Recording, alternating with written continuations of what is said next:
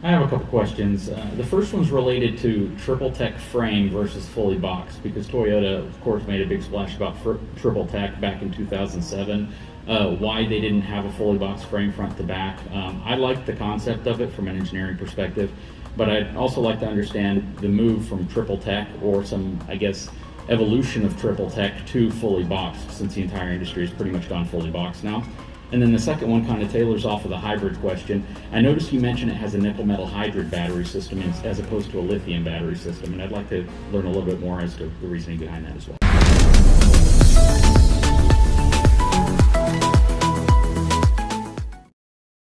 Thank you for that question. I'm going to jump on the frame question because I really want to answer this question. I'm glad somebody asked it.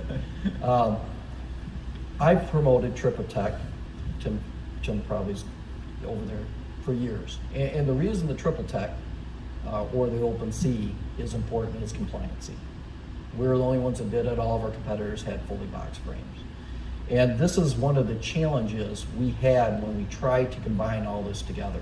You know, it sounded like a great idea until you start doing it, and then you realize why we haven't combined all these platforms together. It's super tough. But our triple tech, you know, is the full, we're boxed up front, we're a reinforced C in the midsection, and we're an open C in the back. And what that does is, when you look at a pickup truck, and the reason the box and the cab are separated is because you've got a bending in the mode in the front, and you got a torsional mode, or bending mode between the cab and the deck, and you got a torsional mode between the cab and the deck. And this is super important. And why that is important is that compliancy, that flexibility of the truck does two things. It gives you ride quality on road, and it keeps wheel lift down on off road. So if you ever driven most of my competitors or a monocoque, a unibody truck, and you've gone over some uneven areas and you watch one of those rear wheels go up, or if they have a part-time four-wheel drive system without limited slip in it, and they get both drive wheels off, then you have to jump on the back of the truck and do the Bubba jump, you know, where somebody's on the back trying to get a drive wheel to come down and hit it. So being a guy that likes to off-road, that compliancy is important. And I always like to compare it to a 747, where the wings will move up and down 28 feet, right? If they were solid and you got in turbulence, they'd bust off. So pickup trucks aren't any different. When we started this, combining these together, as I said, Land Cruiser is the first vehicle that just got introduced with that. On a SUV, I have to have that box frame.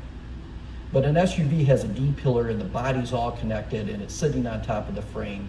And typically I have a different type of suspension underneath it, and I get a different ride. But what you're putting in, you know, the body inputs from a frame under an SUV is perfectly different than a pickup truck. So that was our challenge. And not only was that our challenge, because it's not used for other vehicles, my front structure is 20% larger, and my rear structure, which is now boxed, is 10% more rigid than the past truck. So when I gave that back to the platform team and we started talking, my comment to them is, I never want to hear anybody tell me it rides like a truck, right? And you can imagine when you've got a leaf spring, that leaf pack back there, as you're trying to set up a truck, what do you set up for? Maximum payload? Empty? In between somewhere? Well, if you set it up empty, it'll ride great going down the road because it's absorbing energy of the mass of the vehicle. If I put maximal payload in there and I set it up for that so that you don't change the vehicle posture, then when it's empty, it rides like a truck, right? And you hear people say, well, I put a little load back there and it's fine. That's why. There's limitations to what a leaf pack can do and the spring rates you can get out of a leaf pack. This is why we introduced the multi-link rear suspension. And we didn't do it as, oh, you can get an optional multi-link rear suspension. We did it from the SR grade up to the 1794. So no customer has to sacrifice ride. And no one customer has to sacrifice off-road capability. So what I lost because I made a more rigid frame, I put back by putting a suspension in there that's making up. And the rear coil springs in that suspension are dual rate coil springs. So loaded or unloaded, you're getting basically the same ride quality out of it. We push the shock absorbers to the outside to help with dampening on it. But we had one issue that took a little bit to resolve, and that's body roll.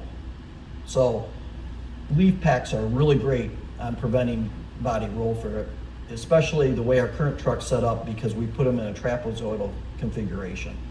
So it makes a very stable truck. How do you fix that? Well, we put a torsional rod bar going across the back of the suspension and added it, and we beefed up our front and rear Stavy bars.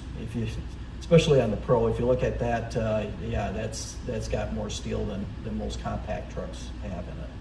So that was actually the Reader's Digest version of why we did what we did. If you want more detail, I can give it to you. But you know, it's a great question. And when I said it, that task of combining those platforms was really tough. These are some of the struggles you run into. And like I said, the goal is, I don't want to hear it rides like a truck. It shouldn't have to ride like a truck. And I think with our new rear suspension, we fix that. But after you drive it, let me know. Then your other question was nickel metal hydride. Another good question. And you're going to laugh at the answer of it. There's lithium and ion, there's nickel metal. You know, why pick one battery over the other? Lithium ion has better power density. So what that means is you can make a smaller battery pack with the same amount of juice that a nickel metal battery pack would have, but in a bigger, you know, it's a smaller package compared to it. Basically, those are the two differences. I have a really super big truck. I have a really big rear seat. My battery's under the rear seat. I didn't need the space. So the two reasons we looked at it was availability. Lithium batteries are really difficult to get right now. There isn't enough global capacity for them, and nickel metal are available. The second area on that, and something I'm a little bit passionate about, is end of life. So end of life, and they're both good battery packs, but end of life of that battery pack can be used for power distribution, your standby power that you're talking about, where it doesn't meet the automotive application anymore, or you can recycle it. You can pull out the metals out of it, you can pull out the plastic. There isn't a lot of non-recyclable items in that battery. So that's the two reasons we did it. What's going on, guys? So we are out here in Dallas, Texas at the 2022 Toyota Tundra reveal event. This is a really cool truck in front of us. So there are a lot of limited, there are a lot of TRD Pro trucks out here, but this specific truck is unique because it is more what I would consider to be in the consumer-friendly price point. This is the new SR5 package, which is a slightly more affordable package than some of the other trucks that you might see and other trucks that are being showcased. So let's take a look at what you get with the SR4 package versus some of the other ones. Let's first talk about the powertrain. This specific truck is equipped with a 3.5-liter twin-turbo iForce engine. It produces 389 horsepower and 479 pound-feet of torque. So you still get a tremendous amount of power in this, and I believe you can still opt for the iForce Max engine, which actually produces 437 horsepower and 583 pound-feet of torque. Basically the engine that comes standard on the TRD Pro.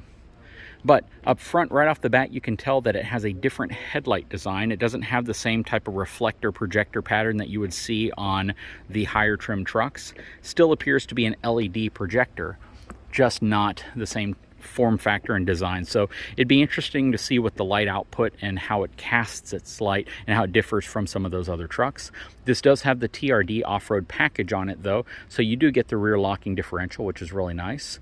This truck also has forward and reverse parking sensors, which is also pretty cool because typically in the past Toyota only offered those on their highest trim trucks. It does have a plastic front bumper cover. The back is aluminum, but you know, those are areas that I do wish they would have gone with the steel front bumper and a steel rear bumper, but you know, you don't get everything. You have some nice LED fog lights down here, this massive kind of chiseled hexagon shaped grille coming around. What do you guys think of the color on this truck?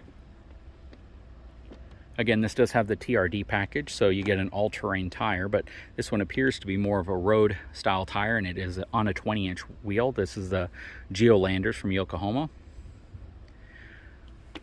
Coming around this way, This is a CrewMax cab configuration, but it has the 5.5-foot long bed as opposed to the 6.5-foot long bed. So if you are a Toyota follower, you realize that this was the cab bed configuration that has pretty much always been available from Toyota on the Tundra, but now they offer it with a 6.5-foot bed option, which is nice. The suspension on the back of the truck is a huge departure from the previous model. It's no longer leaf sprung, it is now multi-link coil sprung rear suspension. Coming around this way, you can see the parking sensors back here. No tow hooks are available on any of the new Tundras. It's probably going to be an aftermarket accessory, but they don't offer it anymore from the factory. Back here you have a button to release your tailgate, but this one's powered off right now, or I don't have the key fob. On some of the higher trim trucks, you have a really cool feature here on the side, which gives you another way to release the tailgate, which I think is absolutely brilliant. This has a 2-inch receiver on it. Fully boxed frame, which is a big departure from their previous frame technology, which they called Triple Tech. Essentially, it used to be a boxed frame under the engine. Then it was a reinforced C-channel right here, basically a C-channel inside of a C-channel. And then it was an open C underneath the bed. Now they've gone to a fully boxed frame front and back, just like the rest of the industry. And the way they kind of accomplished the suspension goals they were looking for by switching was to go to that coil sprung rear suspension. And then you have that massive LED light strip, that high center mount light strip up there, which is kind of cool. I can't actually look inside of this truck because it's locked. Let's look through the window. So this specific truck has cloth seats. It still has the huge 14-inch screen on it, but it's going to have the analog gauge cluster. And the center console is going to look very similar to some of the other trucks that we've already looked at. But yeah, what do you guys think of this truck? It's a pretty nice truck, and I do believe they will be offering a 3-inch factory installed lift kit available as an aftermarket upgrade on the Tundra platform. So, you know, arguably that could give you clearance to probably put 33s or 35s underneath it if you pick the right setup. Anyways, guys, please leave a comment below. I'd love to know what you think of this truck. Guys, if you haven't had a chance, please take a moment, subscribe to my channel, give me a thumbs up, and we'll talk to you again very soon.